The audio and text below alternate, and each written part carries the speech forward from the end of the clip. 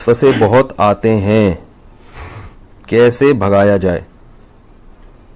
دیکھو نماز میں وسوسے اگر اس طرح کے آ رہے ہیں نا، وسوسے دو طرح کے ہوتے ہیں. بعض لوگوں کو طہارت یعنی ناپاکی کا وسوسہ شروع ہو جاتا ہے کہ پتہ نہیں ہوا تو نہیں خارج ہوئی ہے، پیشاب کا قطرہ تو نہیں نکلا. تو اس کے بارے میں صحیح حدیث ہے کہ جب تک 100% یقین نہ ہو وضو ٹوٹنے کا، اس وقت تک یہی سمجھا جائے گا کہ وضو باقی ہے. اب جو وسوسے کا مریض ہے اس کو یہ شبہ ہوتا ہے پتہ نہیں مجھے 100% یقین ہو رہا ہے کہ نہیں ہو رہا ہے.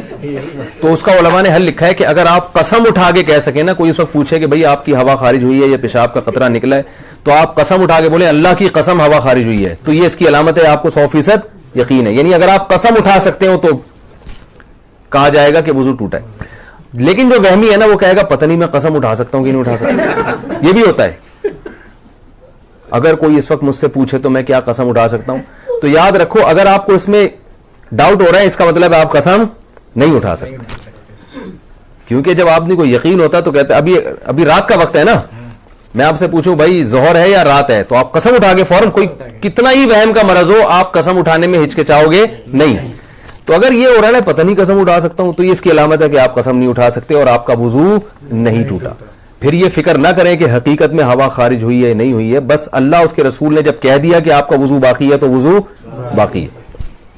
دوسرا وسوسہ تجوید کا ہوتا ہے. الحمدللہ کو الحمد پتہ نہیں ہا حلق سے نکل رہا ہے کہ نہیں نکل رہا، یہ بھی ہوتا ہے. اتنی زور زور سے پڑھتے ہیں کہ ساتھ والے کے لیے نماز پڑھنا مشکل ہو جاتا ہے. تو ایسے وسوسے کے مریض کو چاہیے بس جلدی سے پڑھ لیا کرے. کسی نے بڑا اچھا ملفوظ بھیجا حضرت ڈاکٹر عبدالحی رحمۃ اللہ علیہ کا، کہ ان کے پاس ایک شخص آیا اور کہنے لگا میرے تو سجدے ہی بیکار ہیں، میری تو نماز ہی بیکار ہے، نماز میں دل ہی نہیں لگتا اور وسوسے آتے ہیں اور پتہ نہیں کہاں توجہ ہوتی ہے، ایسی نماز کا کیا فائدہ، ایسے سجدوں کا کیا فائدہ. انہوں نے کہا یہ جو تم عجیب سی اور عجیب سے سجدے کر رہے ہو جس میں تمہیں وسوسے آ رہے ہیں، کیا یہ سجدہ مجھے کر سکتے ہو ایسا سجدہ؟ انہوں نے کہا نہیں یہ تو نہیں کر سکتا. کتنی کیا پیاری دلیل دی. انہوں نے کہا اس کا مطلب ہے کہ یہ وہی سجدہ ہے جو صرف کس کے سامنے ہوگا؟ اللہ کے سامنے. اس کا مطلب یہ قبول ہو رہا ہے، تبھی یہ کسی اور کے سامنے نہیں ہو سکتا. تو وہم کے مریض کو چاہیے بھائی، اسی طرح جن لوگوں کا نماز میں دل نہیں لگتا، خیالات آ رہے ہیں، بھائی ہے تو نماز نا، یہی خیالات والی نماز آپ کسی اور کے سامنے کھڑے ہو کر کبھی نہیں پڑھو گے، یہ اللہ ہی کے لیے. تو یہ اس سے میں نے یہ سنا، مجھے اتنا فائدہ ہوا، میں نے کہا دیکھو یار کتنی حوصلے کی بات کر لی انہوں نے. بھائی ٹوٹی پھوٹی لنگڑی لولی نماز ہے تو اللہ کے لیے نا، باقی ظاہر ہے دن بھر محنت مزدوری کریں گے تو خیالات تو آئیں گے. خیال تو ایسی چیز ہے جتنا بھگاؤ اور آئے گا. وہ لطیفہ سنا ہے کتے والا؟ وہ ایک پیر صاحب نے کسی کو، جعلی پیر تھے نا تو یہ تعویذ گنڈوں کا کام بہت کرتے ہیں، تو انہوں نے کسی کو تعویذ دیا اور 50-60 ہزار روپے اس تعویذ کی قیمت لی. اس دیہاتی کو کہا کہ یہ تعویذ ہے 50-60 ہزار روپے کا ہے، اور اب ان کو پتا تھا اثر ورثہ تو کچھ ہوگا نہیں تو پیسے یہ مانگنے آ جائے گا. تو انہوں نے اس گنوار کو، دیہاتی کو کہا یہ تعویذ جب اثر کرے گا جب گھر میں جب تم داخل ہونا اس تعویذ کو لے کے تو کالے کتے کا تصور دماغ میں نہیں ہونا چاہیے. اب آپ بتاؤ کون گھر میں داخل ہوتا ہے تو کالے کتے کا تصور ہوتا ہے؟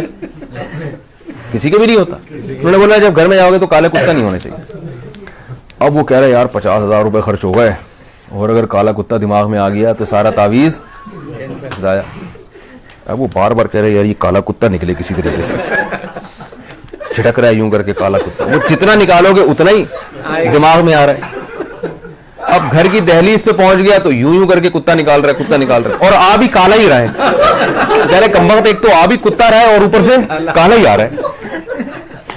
بھائی 3 دن تک یہ کرتا رہا ہے، گھر میں داخل ہی نہیں ہو رہا، بچوں کو باہر نکال دیا، کھانا ادھر ہی دو مجھے، جب کتا نکلے گا تو گھر میں داخل ہوگا میں.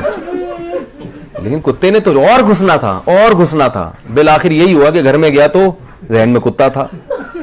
بعد میں آیا وہ اپنے جعلی پیر سے کہنے لگا یہ اثر ہی نہیں. انہوں نے کہا میں دیکھا مجھے تو پتہ چل جاتا ہے تمہارے ذہن میں کتا تھا، اور عقیدت ہوگی کہ ایک تو ان کو پتہ بھی چل گیا.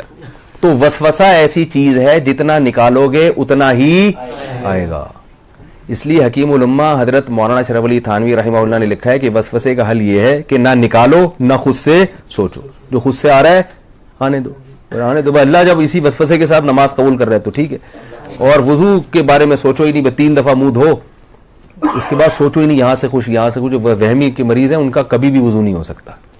ان کو آپ تالاب میں ڈبو کے نکالیں گے نا 6 دفعہ پھر بھی نہیں ہوگا ان کا وضو. تو یہ بہت بڑی بیماری ہے. اس لیے جو ہے یہ وہم ایسی بیماری ہے کہ ڈاکٹروں جو نفسیاتی ڈاکٹر ہوتے ہیں نا ان کو بھی بیماری ہو جاتی ہے. یہ وہمیوں کا علاج کرتے کرتے جو سائیکیٹرک ہوتے ہیں نا, یہ بھی ہوائی بات نہیں ہے, یہ بھی تحقیق کے بعد بتا رہا ہوں کہ یہ جو سائیکیٹرک ہوتے ہیں نا جو نفسیاتی علاج کرتے ہیں, کچھ دنوں کے بعد ان کو اپنا علاج بھی کروانا پڑتا ہے. یہ حقیقت ہے, آپ کسی ڈاکٹر سے پوچھ لیں, کسی اپنے سے بڑے ڈاکٹر کے بعد بیٹھے ہوں گے کہ مجھے یہ ہو رہا ہے, ٹھیک ہے نا, کیونکہ ہر وقت ان کے پاس ایسے مریض آ رہے ہیں جو الٹی باتیں کر رہے ہیں, تو تھوڑے دن میں یہ بھی الٹے سوچنا شروع ہو جاتا ہے. کوئی نارمل بندہ ہی نہیں آتا ان کے پاس. تبھی میں وہمیوں سے بہت ڈرتا ہوں. کسی کو طلاق کا وہم ہو گیا, کسی کو جناب طہارت کا وہم ہو گیا, تو زیادہ فون آتے ہیں, پھر میں اس کو وہمیوں کی لسٹ میں ڈالتا ہوں. میں کہ بھائی تو پاگل ہے, ہم کو تو نہیں پاگل بنانا, ہم بھی یہی سوچنا آنا شروع کر دیں. میں 2-4 دفعہ اب نہیں بتاؤں گا مسئلہ. تو وہ کیا ہوا تھا, وہ اسی طرح ایک بندہ کیا, اس کو وہم ہو گیا تھا کہ میں بندر ہوں.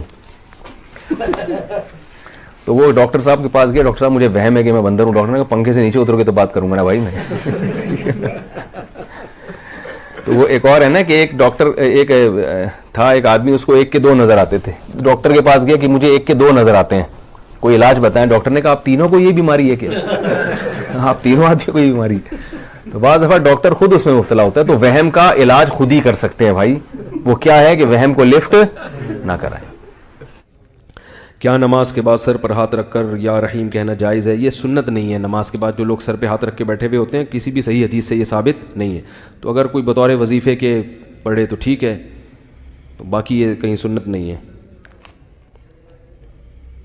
کیا بڑی بہن چھوٹی بہن اور چھوٹی بہن کے شوہر اور چھوٹی بہن کی بیٹی کے ساتھ حج پر جا سکتی ہے؟ نہ. بڑی بہن کو چاہیے اپنے کسی محرم کے ساتھ جائے. اگر کسی کے پاس اتنا نہیں کہ میاں بیوی حج پر جائیں, صرف ایک کا خرچہ ہو پائے گا, تو جس کا ہو رہا ہے وہ چلا جائے, بیگم کی دعائیں لے لے وہ تھوڑے دنوں کے لیے. نماز میں اگر دیکھو حج پہ جانے کے لیے آپ کے پاس صرف اپنا خرچہ ہے, بیگم کا خرچہ نہیں ہے, لیکن آپ کو پتہ ہے کہ میں جوان ہوں, اگلے سال دونوں کے خرچے میرے پاس ہو جائیں گے, تو 1 سال کے لیے ڈیلے کرنے میں کوئی حرج نہیں ہے, بشرطے کہ آپ کی صحت اچھی ہو, اسباب کی دنیا میں مرنے کا چانس نہ ہو. تو پھر ایسی ضرورت کی پیش نظر 1 آدھ سال تاخیر کرنا انشاءاللہ گناہ نہیں ہے, کیونکہ غالب یہی ہے کہ